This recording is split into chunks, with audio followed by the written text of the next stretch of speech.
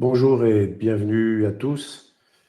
Merci de nous avoir rejoints. Le séminaire d'aujourd'hui est consacré à la flexibilité. Alors, c'est en fait le deuxième séminaire consacré à ce sujet. On avait fait un premier séminaire à la fin de l'année dernière où on avait, comment dirais-je, campé le décor en quelque sorte, présenté un certain nombre de concepts.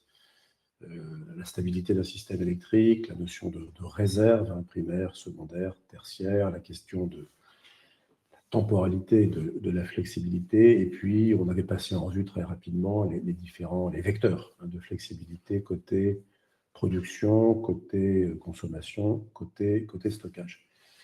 Ici, on va rentrer un peu plus dans le vif du sujet, on va passer en revue les mécanismes de valorisation de la flexibilité.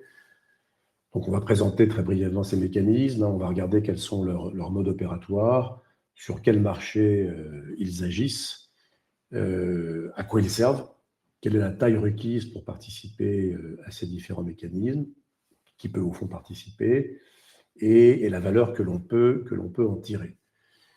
Alors, ce sujet, c'est un sujet important pour deux raisons. D'un point de vue un peu systémique, la sécurité d'approvisionnement du système électrique européen, on sait tous qu'elle va exiger davantage de flexibilité dans les cours des années qui viennent, tant du côté de la demande que du côté de l'offre. Et puis, comment dirais-je, pour les acteurs qui ont envie de participer à ces mécanismes, la flexibilité peut constituer un complément de revenus conséquent. Donc, tant pour les consommateurs que pour les producteurs, que pour les opérateurs de moyens de stockage. Alors, on ne va pas épuiser le sujet aujourd'hui et on fera un troisième séminaire dans le courant du mois d'avril où voilà, on essaiera de présenter un certain nombre de cas d'usage.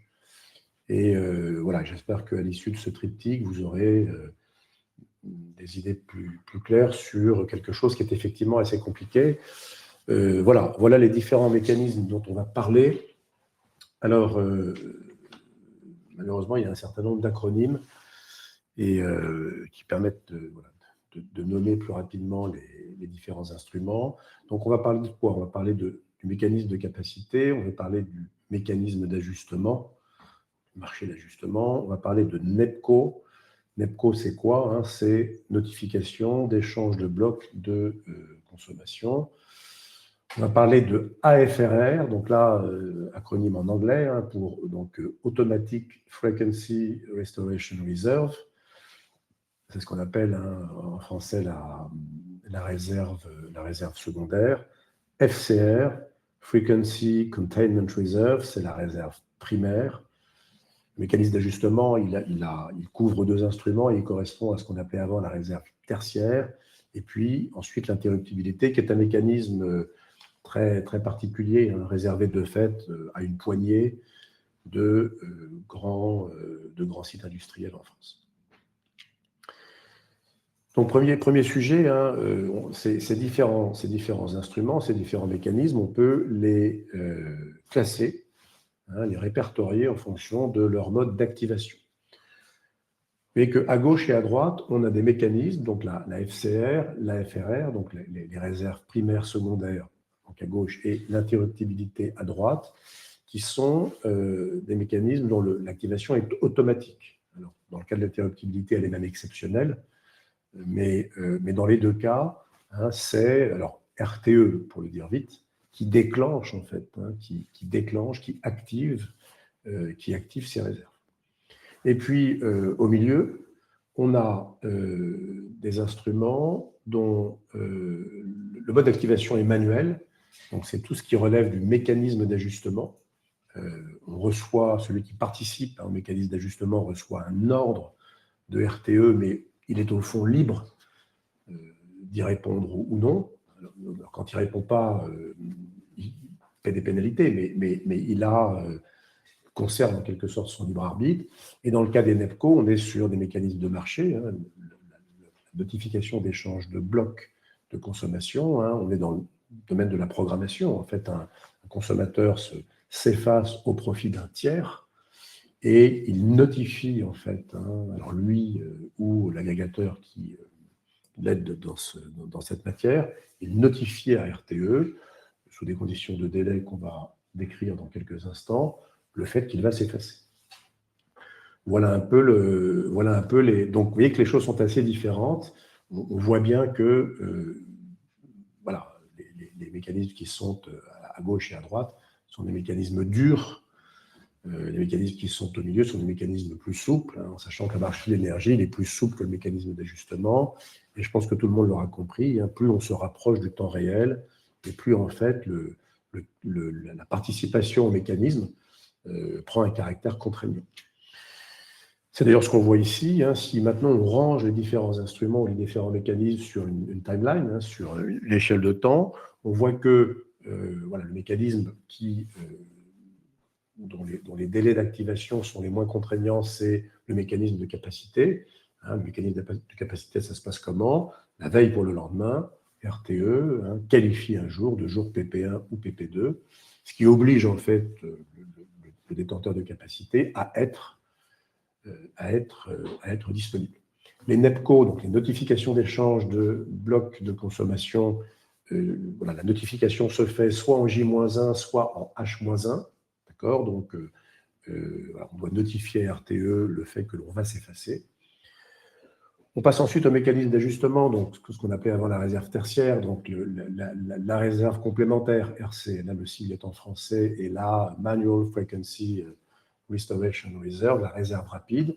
Là, on a un délai d'activation qui est plus court, qui est entre 5 et 30 minutes. Mais voilà, 5 et 30 minutes, c'est à la fois long et pas long. On le comprend bien. On passe ensuite donc, à la réserve secondaire, AFRR. Là, on descend.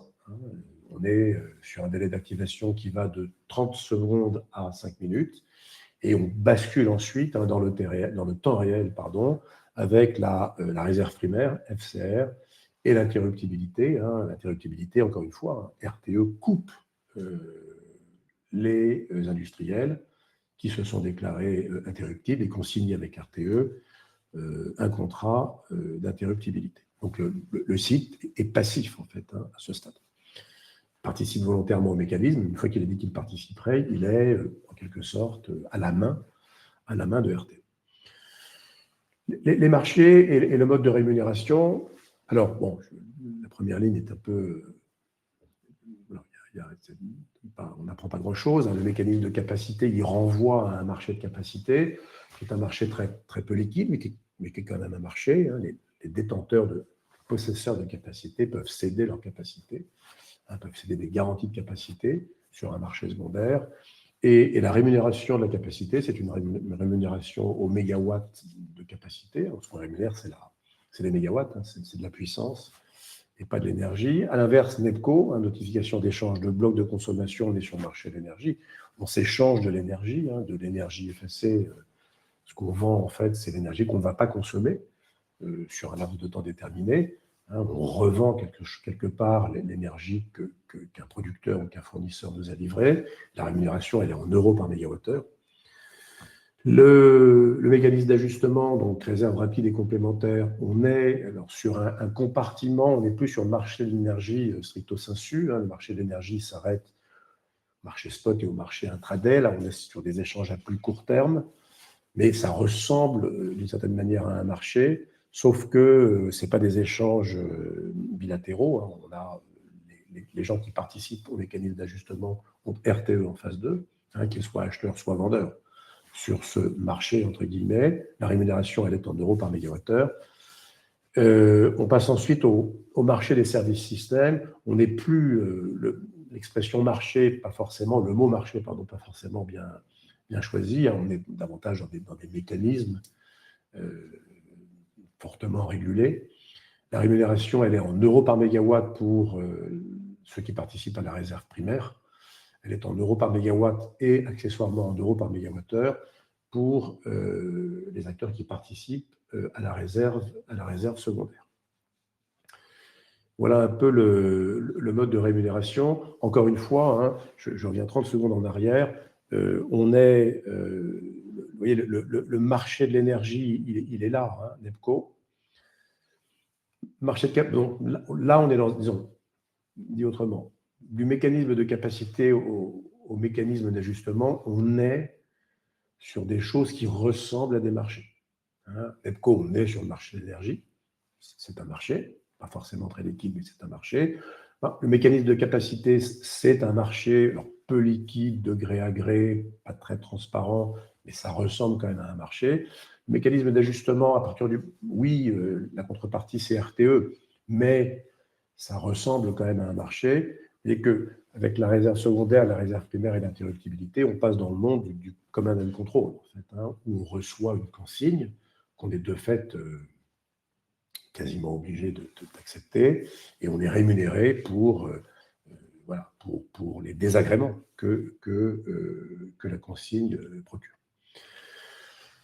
Le rôle des mécanismes, c'est un petit retour en arrière par rapport à ce dont on avait parlé lors du premier séminaire. Le mécanisme de capacité, il joue en France un rôle qui est un rôle classique, en fait, hein, qui consiste, pour celui qui organise qui est en charge plutôt de la sécurité d'approvisionnement, donc RTE, hein, on cherche à dimensionner en fait de la capacité, à avoir de la capacité disponible pour passer la pointe hivernale. C'est toujours ce sujet-là que l'on traite avec la capacité. Alors vous voyez que on a d'autres... Enfin, c'était le problème numéro un. Ça l'est toujours un peu, mais c'était le problème numéro un entre 1945 et, j'ai envie de dire, 2015. Avec le développement du renouvelable, le problème se déplace. On a toujours un problème de passage de la pointe hivernale, mais on a d'autres problèmes hein, qui nécessitent d'autres instruments parce que voilà, le renouvelable, c'est intermittent et qu'on peut avoir, en dehors même de l'hiver, des problèmes de capacité. Ensuite, au cœur, hein, donc la réserve primaire, enfin les réserves primaires, secondaires et tertiaires, hein, donc les réserves stricto sensu et le mécanisme d'ajustement. L'objectif, c'est du pilotage, en fait. Hein, c'est du pilotage en temps réel ou en quasi-temps réel.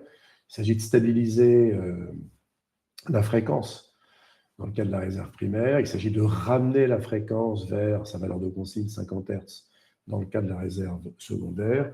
Et il s'agit de corriger des déséquilibres persistants et de reconstituer des réserves dans le cas du mécanisme d'ajustement. Et puis, NEPCO, on est dans un domaine qui est différent, qui est le domaine du marché. Hein, on n'est plus complètement dans le domaine de la sécurité d'approvisionnement, on est dans l'arbitrage économique. Et un consommateur qui s'efface, c'est un consommateur qui voit un intérêt, hein, qui peut donc reporter de la consommation d'une période à l'autre et profiter de la flexibilité de son processus industriel pour jouir hein, de périodes de prix favorables. En clair, on va s'effacer quand les prix sont élevés, dès lors qu'on peut le faire. Et puis, alors on l'a mis à part parce que c'est un mécanisme à part, hein, l'interruptibilité, on est dans quelque chose qui ressemble en fait à la réserve primaire. D'accord, on coupe en fait, hein, c'est du délestage obligatoire et sans préavis de grands sites industriels pour faire face à des difficultés sur le réseau. Je pense qu'en France, la dernière fois que le mécanisme a été activé, c'est en 2021. Et c'était d'ailleurs un problème européen, et RTE a, de mémoire, interrompu, hein, coupé 16 grands sites industriels en France. Ensuite, alors la taille requise, c'est forcément un sujet important. Alors, la notion de taille est un peu compliquée. Il y a une première notion qui est une notion de taille unitaire. D'accord ? On peut se grouper, d'accord ? Mais on ne peut pas, en dépit du fait qu'on peut se grouper et qu'en se groupant, on peut atteindre une taille importante, certains mécanismes requièrent une taille unitaire minimale. D'accord ? C'est le cas du mécanisme d'ajustement, de la réserve primaire, de la réserve secondaire. En revanche, ce n'est pas le cas de la capacité, où il n'y a pas de taille requise.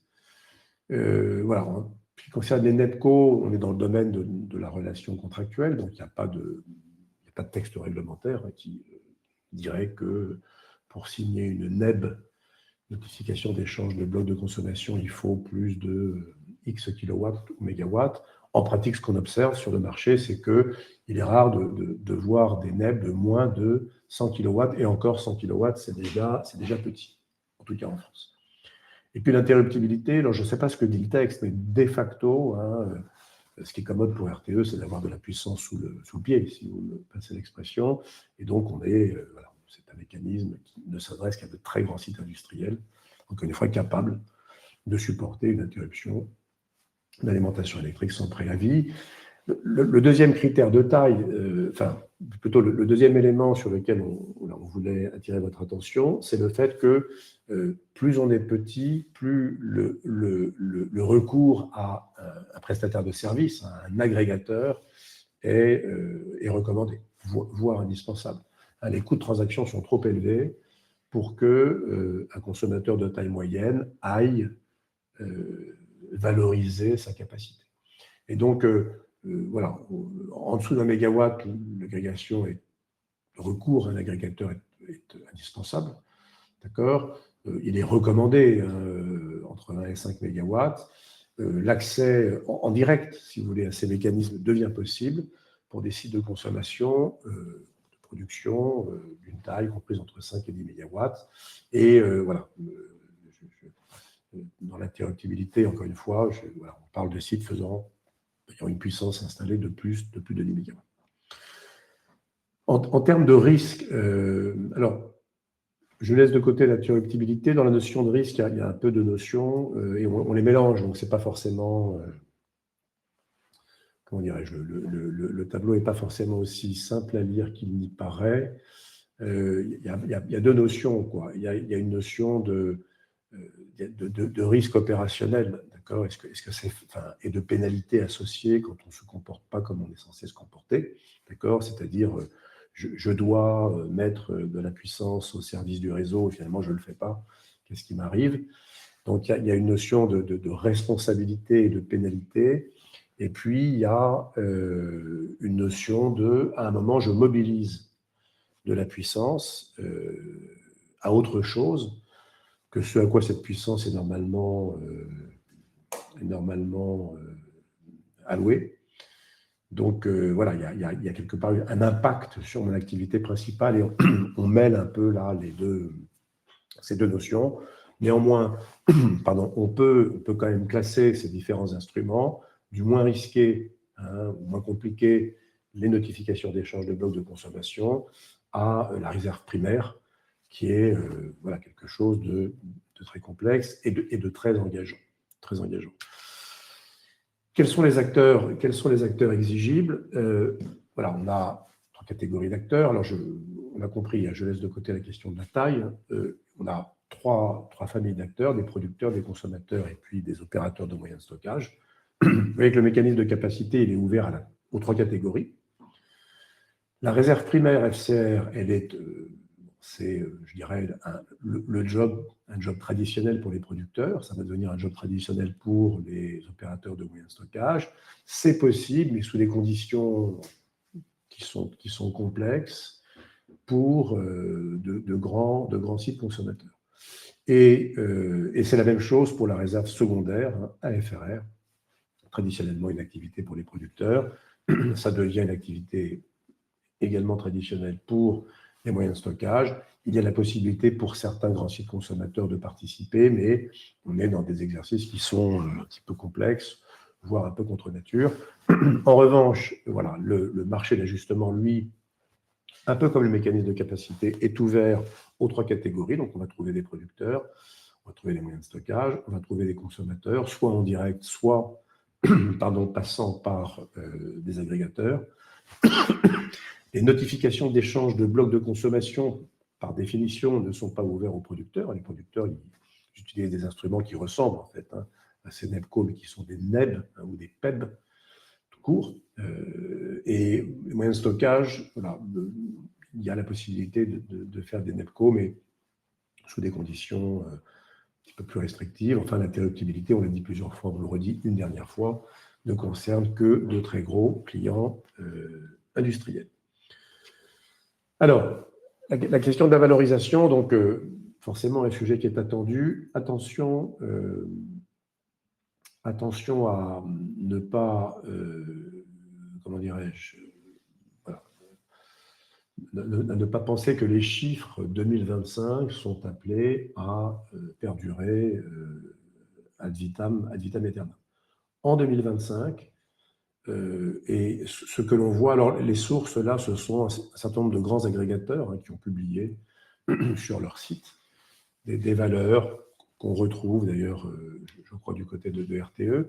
Donc la FRR, la réserve secondaire, a été une activité très rentable, puisqu'elle a généré en moyenne, pendant l'année 2025, 450 000 € de gains par mégawatt mis à disposition du réseau. Il est vraisemblable que cette valeur baisse au fur et à mesure que le nombre que la capacité mise à disposition de la réserve secondaire augmente. Et comme vous pouvez l'imaginer, vu le niveau de rémunération constaté en 2025, il y a et il y aura des candidats. Ce phénomène de baisse de la valeur du service, on le constate dans des pays comme l'Angleterre, le Royaume-Uni, où effectivement les moyens de stockage se sont portés en masse vers ce mécanisme.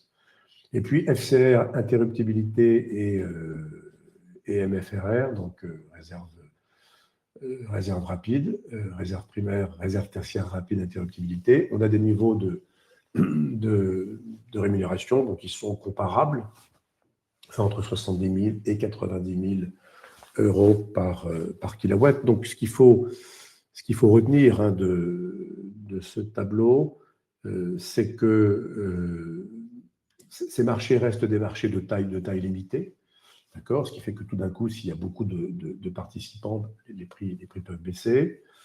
Donc, à l'inverse, les besoins de flexibilité vont augmenter. C'était le début de l'exposé, et l'augmentation des besoins, elle, a, toute chose égale par ailleurs, tendance à faire monter les prix. Donc voilà, la situation n'est pas figée.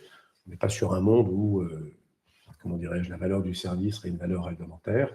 Il y a des notions d'offre et de demande derrière, il faut le savoir.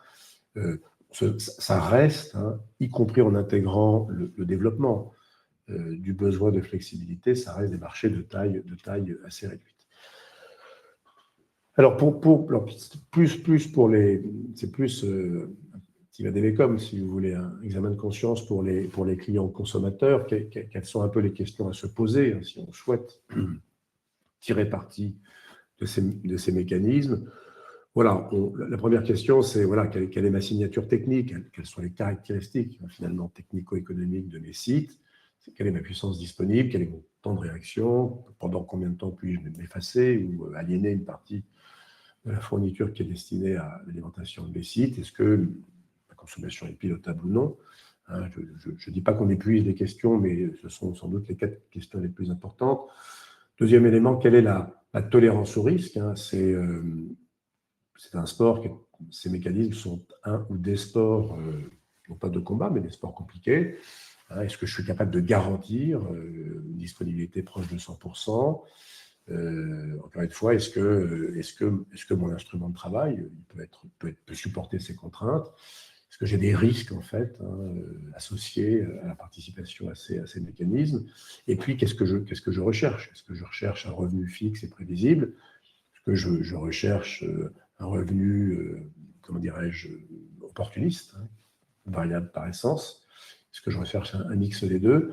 Voilà un peu comment dirais-je, la trame des questions qu'il faut se poser quand on cherche à définir ce qu'on est capable de faire sur ces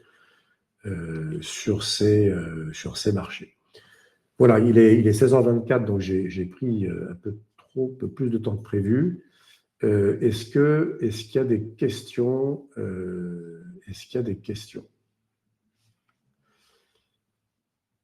Alors, hop. Effectivement, oui, il y a une question, mais qui est une question compliquée. Je reviens un petit peu en arrière dans la présentation. Qu'est-ce qui explique la différence de valeur en fait entre les différents services? Alors, je ne suis pas sûr de savoir répondre. Je ne sais pas effectivement pourquoi l'AFRR rapporte plus que la FCR. Faut que je travaille le sujet. Mais effectivement, on constate bien un écart important. Encore une fois, cet écart, on ne le constate pas forcément dans des pays où, notamment le stockage, s'est mis à participer en masse à la réserve secondaire.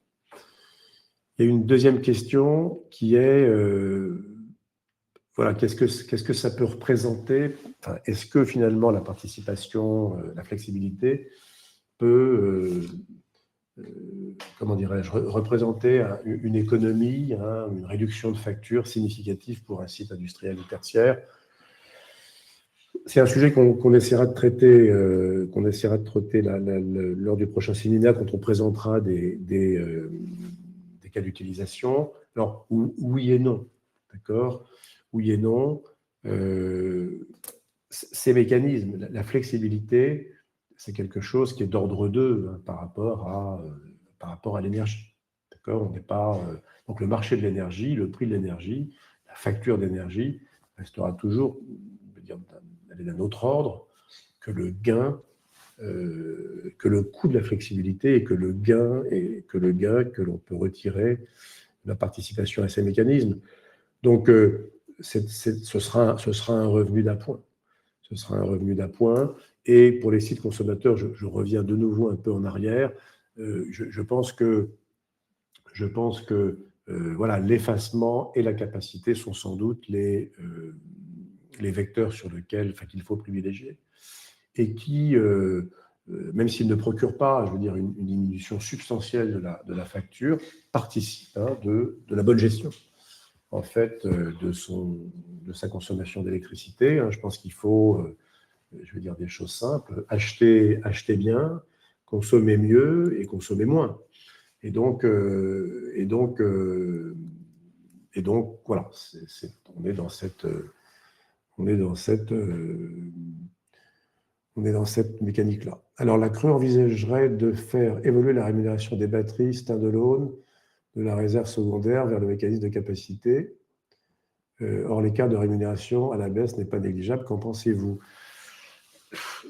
Vous voyez, on voit un peu, enfin, on devine effectivement un peu ce que la CRE a en tête. Je ne suis pas sûr qu'elle y arrive, donc pour l'instant, j'en pense pas grand-chose. Effectivement, l'écart de rémunération, il est substantiel. En même temps, je le répète, attention, les 450 000 € ne peuvent pas être considérés comme étant quelque chose écrit en lettres d'or et durable. Voilà,